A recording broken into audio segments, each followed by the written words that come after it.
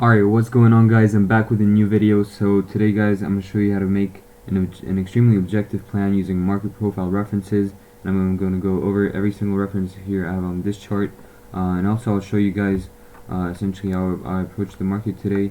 And yeah, so let's just get started. So the first thing I'll just generally look at, I mean, it's kind of visual, to be honest, but it's the first thing you want to look at. Where is value developing? Where has value shifted? Obviously, from the 16th to the 17th, value has shifted towards the downside.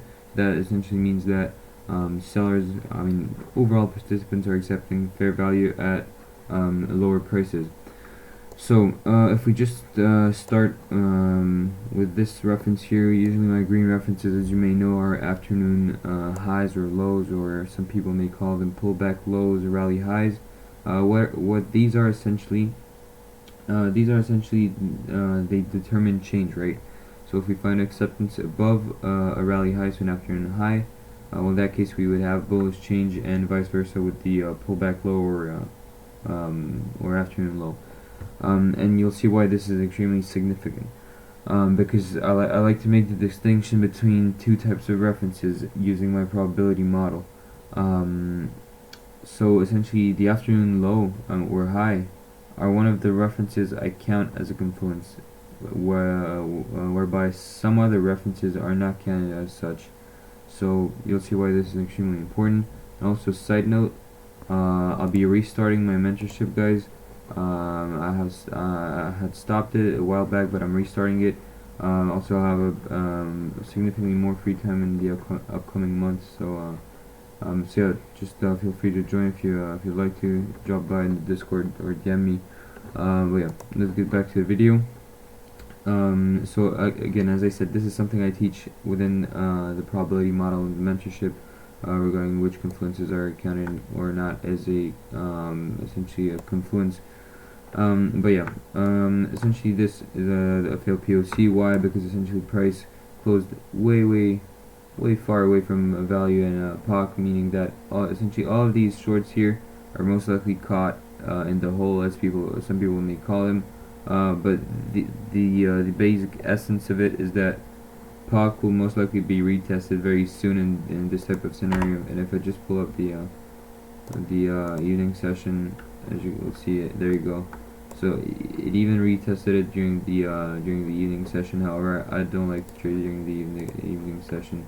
But yeah, let me remove this. Alright, so continuing down, obviously the failed POC is an extremely important reference. It's something that may hold us back from taking a short in this market, but you'll see how I approach this. And then obviously the low volume area. So the low volume area, it essentially means that sellers are taking control. There's initiative in the market. However, considering the fact that we may retest the failed POC, this low volume area will either be defended or will be essentially filled. So when it's filled, you guys can think of it as an imbalance or as a liquidity void, right? So when it starts filling, well, essentially it fills, right? It doesn't find any sort of resistance from opposing participants when it starts filling. So the basic plan I have with this is that, okay, I knew that most of our stuff will most likely head towards this failed POC here. However, as I told you guys, value is shifting lower, and we have all of these references such as the LVA and the afternoon rally high that may determine change going to this session here. Obviously, right now I'm on replay, so I can show you guys, because obviously at the time I made this plan, I didn't have this, so just to make it a bit more realistic.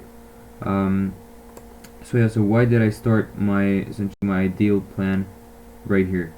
Well, because essentially opening inside of value area, so inside of the 70% of accepted value, well, this most likely means that we're gonna get some form of rotational activity during the day. So sideways, 2 time framing, whatever you want to call it.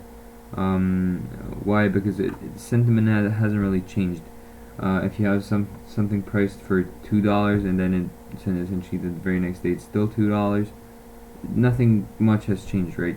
I mean, it's kind of a weird analogy, but that's essentially how it works. if for example we opened, well, in this case we opened down, but in this case something would have changed. The market would have been a bit more out of balance, right? And also taught this in important concepts. I believe I did somewhere around here. Yeah, so these are all the types of openings. I used to add these. I'll add these if we restart the membership. So all these are the types of openings we may get on a profile. So there you go. And as I said, opening inside of value area will most likely mean we're going to get rotational activity. So that means that if we get towards this afternoon rally high with a lot of non-trend singles, well, most likely we're going to retest them and continue lower, eventually filling the low volume area. So again, I quickly mentioned it, but non-trend singles are extremely important. Recently, I've noticed that non-trend singles have become more and more part of my trading. I mean, I guess it's kind of a seasonal thing, but when you see a lot of A-period single prints, unless it's a trend day, obviously, usually you want to go. You want to either fade them in some form. In this case, for example, if we open here, we had a lot of non-trend singles. Well, first of all, we opened within the value area. We had non-trend singles, but also if you look at the overnight, just pull it up. The overnight is also a good confluence to use. So if you look at the overnight, in this case, it was fully long. So what do we expect? Well, if that essentially run higher occurs very early on, well, a move down could be expected as part of the repair of the weak overnight inventory. So just that's already 3 confluences. All right, let me just remove this. So there you go. This is why I essentially was looking at this as an ideal move, but also mainly because we would have directly tagged this failed clock, so it wouldn't give us any essentially like counter argument towards the trade. But now let's see what actually played out and why I didn't actually have enough confluence to take this trade towards the downside. So obviously, first things first. Well, as you can see, we're kind of opening outside of value, but still in range, so we're slightly imbalanced. And at this point, I would still be looking for a short, but you'll see why I didn't really get this trade. So there you go. Let's speed this up a bit.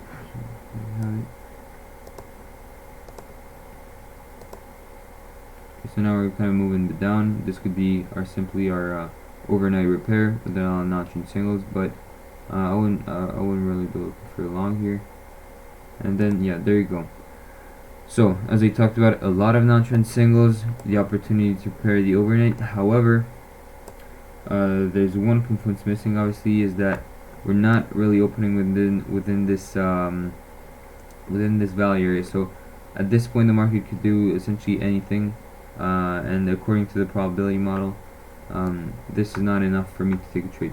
If, for instance, we would have auctioned a weak low here, or some sort of other confluence. So for example, if there was a spike base here and instead of a low volume area, I would have gladly taken this trade. And you'll see that let's see, just speed it up.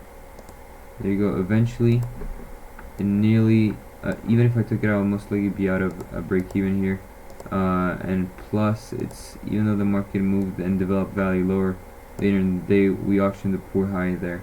Poor high meaning 1 TPO of excess, which is essentially an incomplete auction that will eventually get revisited at some point in the future.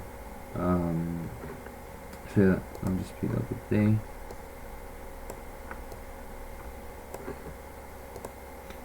There you go. So for the rest of the day, I didn't really watch the market. Let's see. Yeah, we essentially one time frame for the entire session. However, a very important thing to know here is that I'll just get to the end of the day.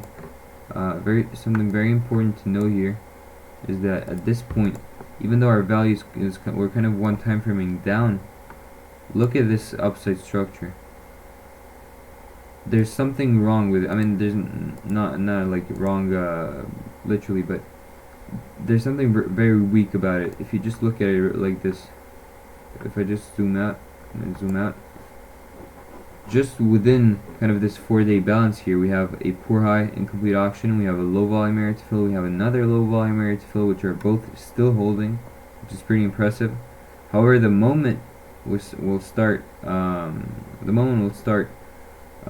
essentially auctioning higher, well, in that case, most of these references may be taken out. Also considering we still have the failed POC, which eventually we did not test, even though we kind of tested it within the overnight.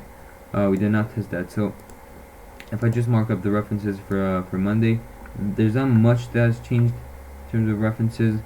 This POC here is 8 wide, so that's not enough for me to count it as prominent. I usually look for 9 wide, at least, to be considered as prominent.